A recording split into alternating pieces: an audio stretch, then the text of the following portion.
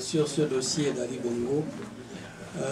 Maintenant, avant de passer quand même la parole à notre porte-parole, Daniel Mengara, je voudrais aussi attirer l'attention des compatriotes pour compléter ce dossier, cette présentation de M. Bongo, pour dire que j'en ai fait depuis 2009 mon cheval de bataille et appelé Ali Bongo à venir prendre le test ADN aux États-Unis. Je crois que certains comme Malik m'ont entendu plusieurs fois à la radio, Jacques Roger, où je n'ai pas cessé à chaque émission de Jacques Roger de convoquer Ali Bongo pour un test ADN. Donc, c'était juste pour compléter le dossier. Monsieur Daniel Mengara, vous avez la parole.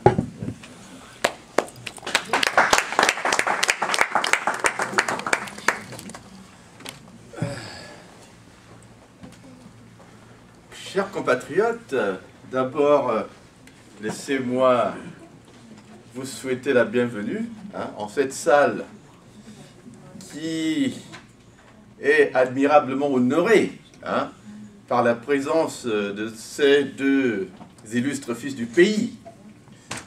J'ai envie de dire que nous sommes gratifiés là, peut-être, de ce que j'appelle le vrai débat.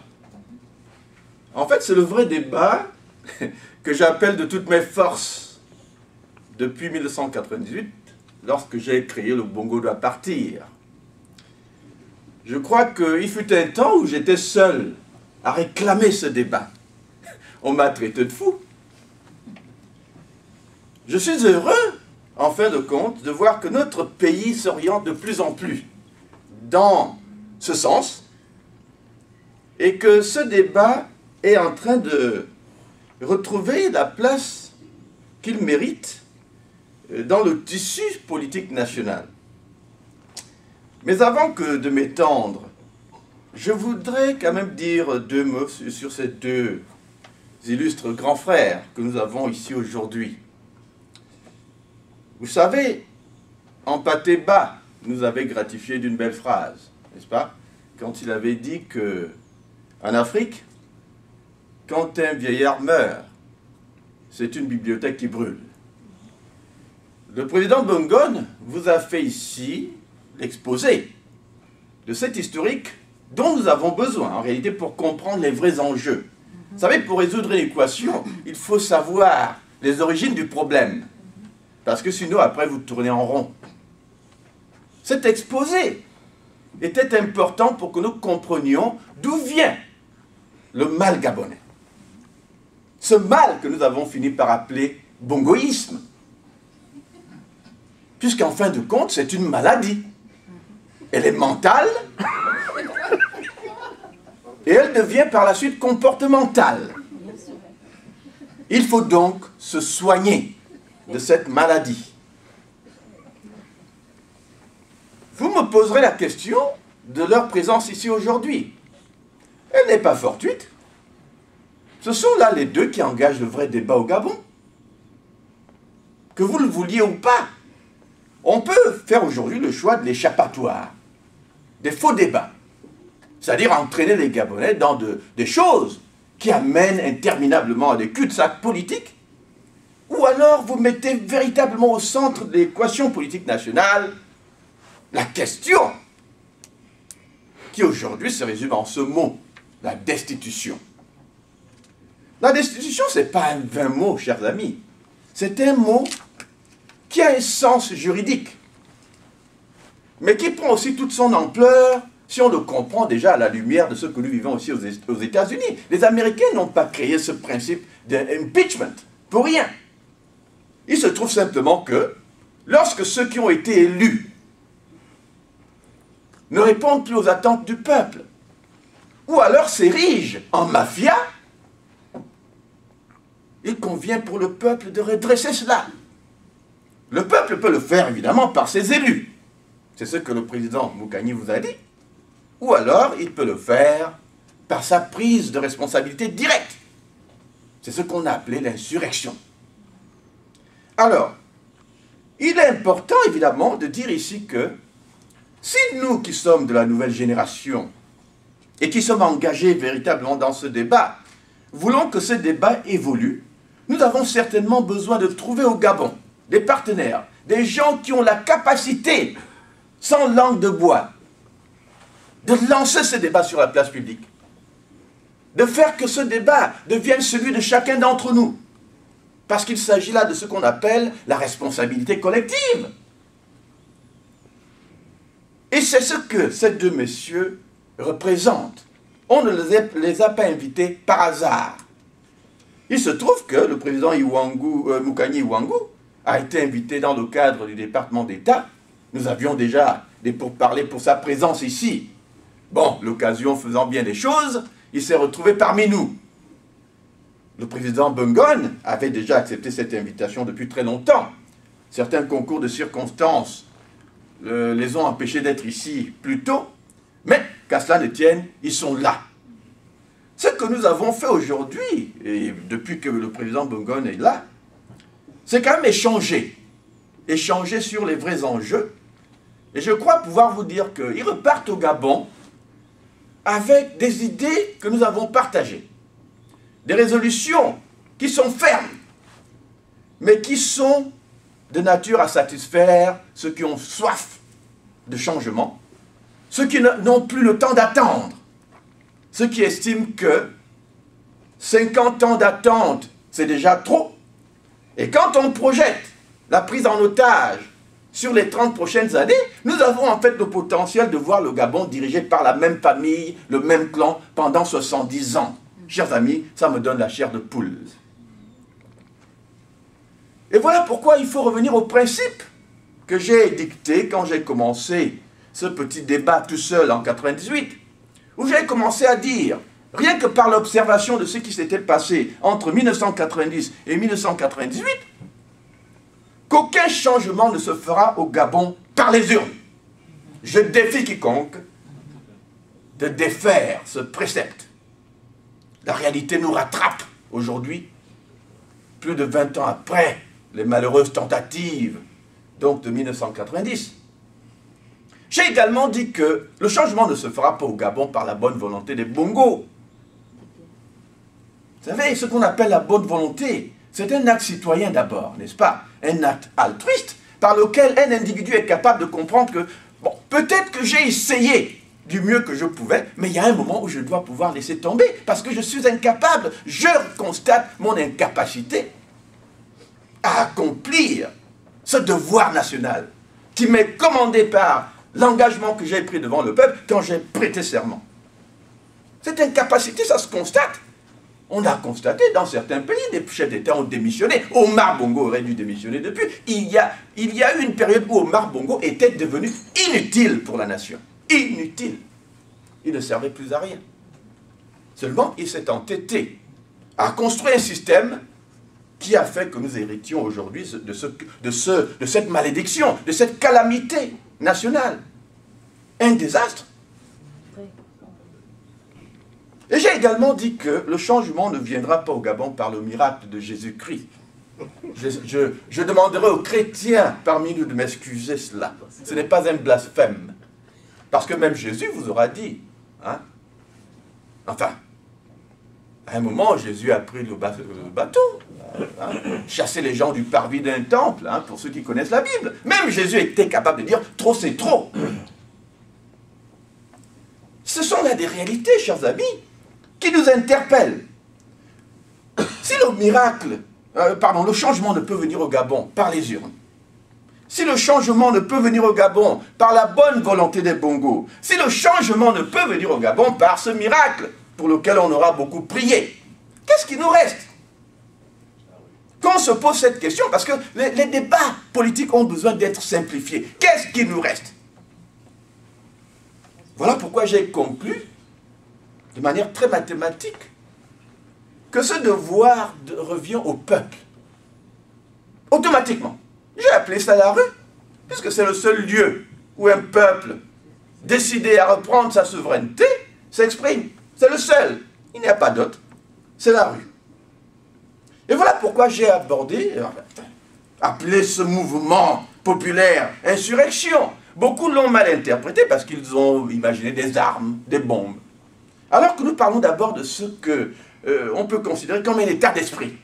un état d'esprit par lequel un citoyen décide, par exemple, de ne plus simplement obéir à des lois injustes.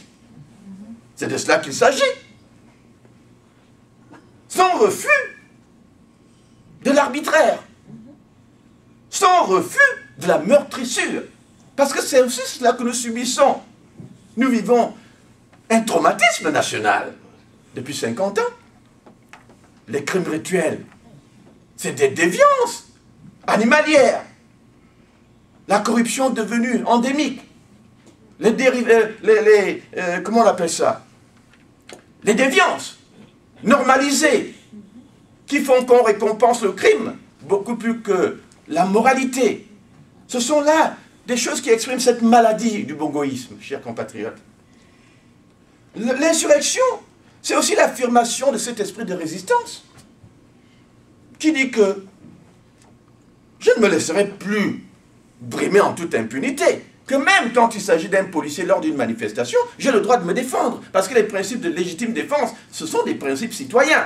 Qu'est-ce qui donne le droit à un policier obéissant à l'arbitraire de me frapper, moi? Je dois pouvoir être capable de lui arracher cette matraque et de le frapper avec. Voilà les principes qui nous attendent dans ce combat et qui doivent être au centre de la rééducation mentale de notre peuple. Ce droit à la résistance est absolu. Le président Iwangu vous l'a dit. Il est inscrit dans les constitutions américaines et même gabonaises. Cette constitution de 1789 qui existe dans notre préambule nous donne ce droit de résistance à l'oppression.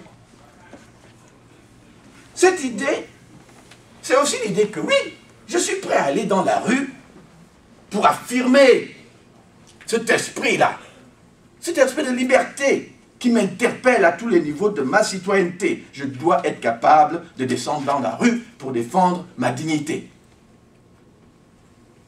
La rue, c'est finalement aussi la volonté d'un peuple qui sait quelque part qu'un pouvoir qu'on donne, on doit aussi être capable de le retirer. Et c'est ce que les Américains ont appelé justement impeachment. Chers compatriotes, le président Iwangu vous en a parlé de cet esprit-là. En français, on appelle ça destitution. Or, chers amis, cela fait 50 ans quand même que nous subissons. À un moment même, l'homme le plus passif, même les Chinois qui nous apprennent par les arts martiaux qu'il faut quand même se maîtriser. Mais l'art martial est d'abord un art d'autodéfense. N'est-ce pas? On vous attaque, vous vous défendez. Et dans la défense, vous défaisez votre ennemi de la manière la plus inattendue. C'est donc de ce processus de destitution, à mon avis, que nous voulons en réalité discuter, puisqu'il n'y a plus en réalité d'autres débats. On veut nous entraîner dans plusieurs pistes, pour embrouiller les pistes en réalité.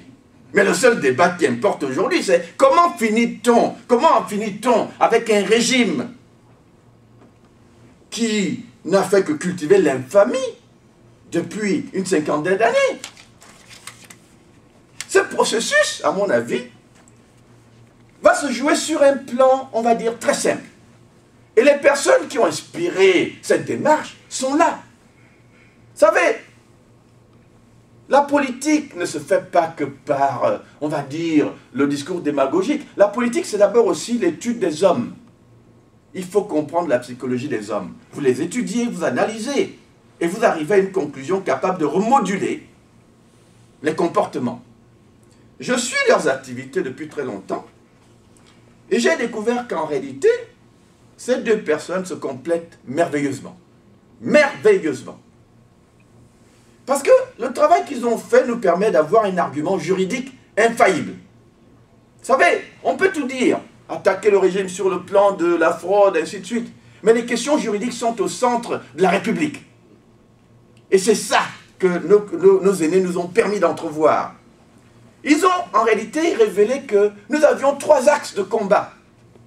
Le premier est d'abord, évidemment, le travail qu'a fait le président Bongo-Nonsu, qui a dit carrément qu'Ali Bongo n'est pas gabonais et qu'il a fait usage de faux. Cet usage de faux, chers amis, est le début de la discussion. ensuite le travail fait par le président Moukani, qui a entrepris en réalité de mettre les diverses institutions de la République devant leurs responsabilités.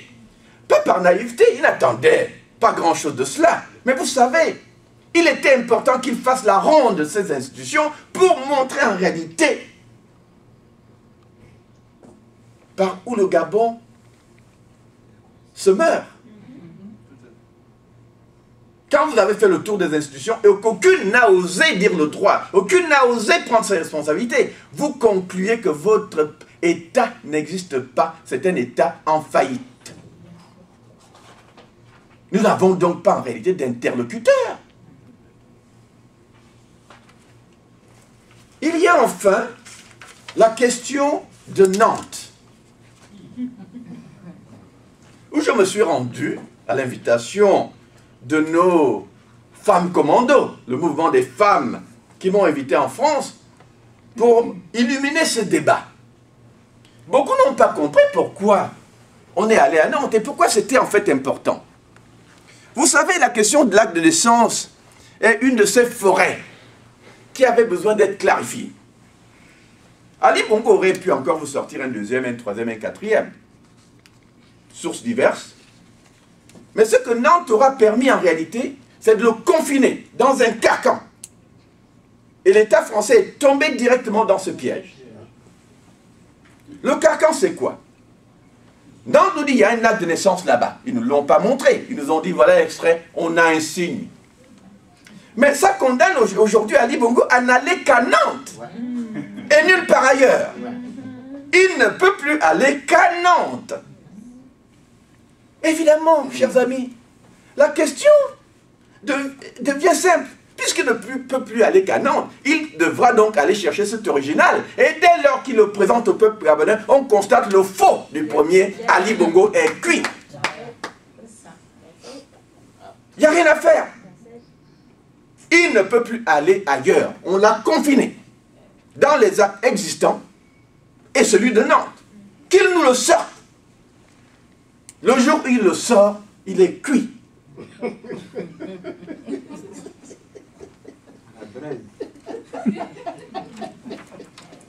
Nous avons donc là, chers amis, quelque part, la recette du débat national qui doit être désormais au centre de tout ce qu'il faut à notre opposition, n'est-ce pas, comme démarche. Parce que là, je pense que nous devons arriver à une situation où nous constatons simplement que le temps de la rupture est arrivé. Vous savez, on a déjà invité Ali Bongo à des débats constructifs.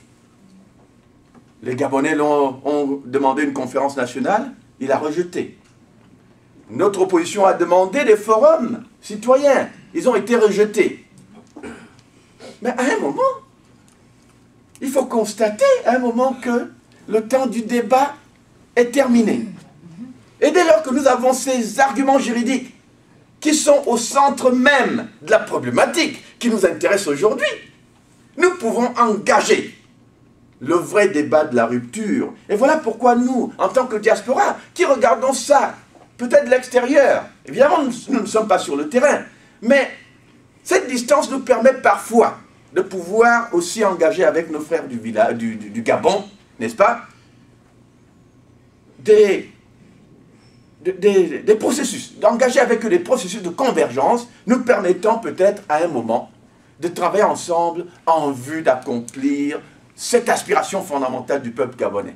Le peuple gabonais a besoin de rupture. Nous avons donc là les paramètres de la rupture. Et ce n'est que par la rupture avec le système Bongo, qui commence par l'arrestation immédiate de toute forme de dialogue, puisque nous avons les constats nécessaires. Nous pouvons résolument engager le peuple vers, on va dire, la revendication absolue de sa souveraineté.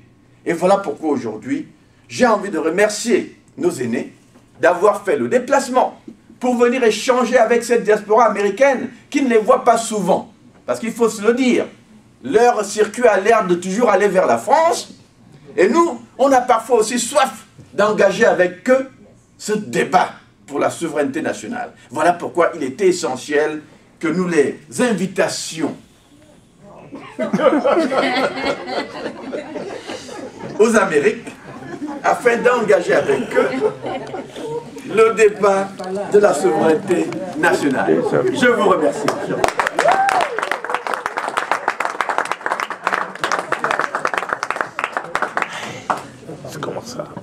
Merci donc, Dr Mingara, porte-parole de l'Amérique du Nord. Nous allons donc de manière ordonnée donner la parole à tout un chacun. Celui qui veut poser des questions, s'il vous plaît, levez le doigt. Évitons donc de prendre la parole de manière désordonnée.